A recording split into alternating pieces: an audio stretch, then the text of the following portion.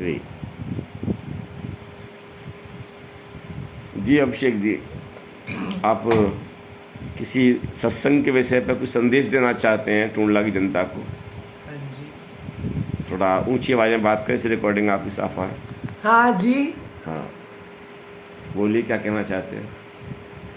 Question पूछ रहे थे ना, आपके मन में कुछ प्रश्न उठ रहे थे। मेरे मन में प्रश्न था, आप जिस मिशन से हैं उस मिशन का उद्देश्य क्या है? उस मिशन का उद्देश्य सिर्फ और सिर्फ मानव को इस प्रभु परमात्मा के साथ जोड़ने का है, जिससे आज अपने मानव अपने मूल को भूल चुका है, अपनी जड़ को भूल चुका है। जिस प्रकार से एक पेड़ होता है, हमें दिखने में लगता है कि वो खड़ा है, पर वो खड़ा अपनी जड़ों की वजह से है, और वही हमें नहीं दिखती। तो ठीक इसी प्रकार से मानव का जीवन है, एक वृक्ष की तरह जिसकी जड़ें परमात्मा है। अगर हम जड़ें हैं और ये जो मानव रूप वृक्ष है, ये उस परमात्मा रूपी जड़ों पर टिका हुआ है।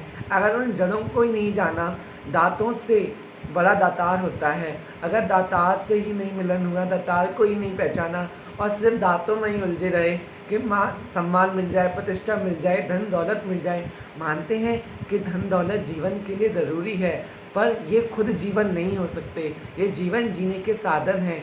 मान सम्मान दक्ष संपत्ति और अनेकों अनेकों साधन, ये जीवन जीने के साधन तो हो सकते हैं, पर इनको खुद एक जीवन नहीं कह सकते।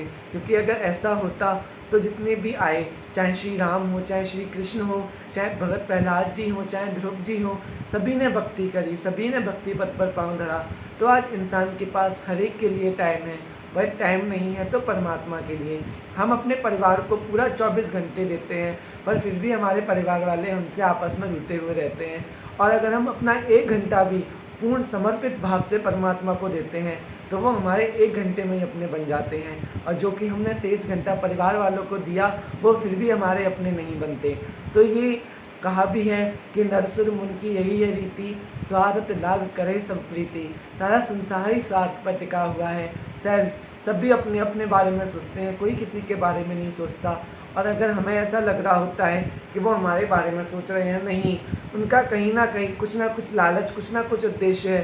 तभी अगर आज आपके पास पैसा है तो 4 लोग पूछेंगे, और नहीं है तो कोई नहीं। पर ये परमात्मा गरीब नवाज इसको कहते हैं, इसे दीनदयाल कहते हैं। तो निरंकारी मिशन का सिर्फ और सिर्फ यही मोटो है कि हम मानव शरीर में आए हैं, इसको यूं ही वेस्ट ना करें। क्योंकि ये जन्म लग 84 भोग के पॉप पे अटकी आए, और पॉप पड़े तो ऊपरे नहीं, फिर 84 जाए। 84 लाख योनियाँ भोगने के बाद ये मानव शरीर मिला है। और इसको भी अगर मैं ऐसे ही गवाए चले जा रहा हूँ, निद्रा भोजन भोग व्यय ये सब पशु पुरुष समान, ज्ञान अधिक एक नरन में ते ज्ञान बिना पशु जान। क्योंकि निद्रा भोजन भोग व्यय इंसान भी कर रहा है, पशु पक्षी भी कर रहे हैं, बच्चे पैदा हम भी कर रहे हैं, वो भी कर रहे हैं। कहीं कोई अंतर नहीं। अंतर है तो बस एक विवेक का, एक बुद्धि का, कि मानव जीवन में आकर प्रभु परमात्मा की भक्ति करी जा सकती है। कलयुग में एक नाम अधारा, सुमर सुमर नर उतरे पारा। कि कलयुग में एक प्रभु का ही नाम हमको इस संसार रूपी भव से पार लगा सकता है। तो इस कलयुग में आकर के हम इस प्रभु परमात्मा की भक्ति करें, इससे कनेक्ट हों। रिश्तों से अगर कनेक्ट होंगे, परिवार से कनेक्ट होंगे, तो वो कनेक्शन तो कुछ समय का है, हाल टूट जाएगा, छूट जाएगा। पर परमात्मा से जो कनेक्शन जुड़ा रहेगा, वो यहाँ पर भी साथ निभाएगा, और यहाँ से जाने के बाद भी साथ निभाएगा। तो आज निरंकारी मिशन की सद्गुरु माता सुदीक्षा जी महाराज आज हर मानव परिवार को यही संदेश दे रहे हैं कि जितना समय हम निंदा चुगली वैर विरोध की बातों में लगाते हैं, उतना समय हम प्रभु की भक्ति में लगाएं, ईश्वर परम पिता की भक्ति में लगाएं, जो सबको सब कुछ दे रहा है। वायु दे रहा है, जल दे रहा है, पानी और अनेकों अनेकों सुविधाएं परमात्मा ने मनुष्य को उपलब्ध कराई हैं। पर उनका हम शुक्राना ही नहीं करते, शिकवा करते हैं कि हमें ये नहीं मिल रहा, हमें वो नहीं मिल रहा। पर कितना कुछ हमको ऐसे ही मिलता चला जा रहा है, जिसकी हमें पहचान ही नहीं हो पा रही। क्योंकि जो प्राप्त है वही पर्याप्त है। जब ये भाव मन में आ जाता है कि जो मेरे पास है वो बहुत है, और अगर यहाँ ये भाव आ गया कि मेरे पास बहुत है पर फिर भी बहुत कम है, तो हम जीवन नहीं जी सकते। हर पल शुक्राना, हर पल शुक्रिया परमात्मा का।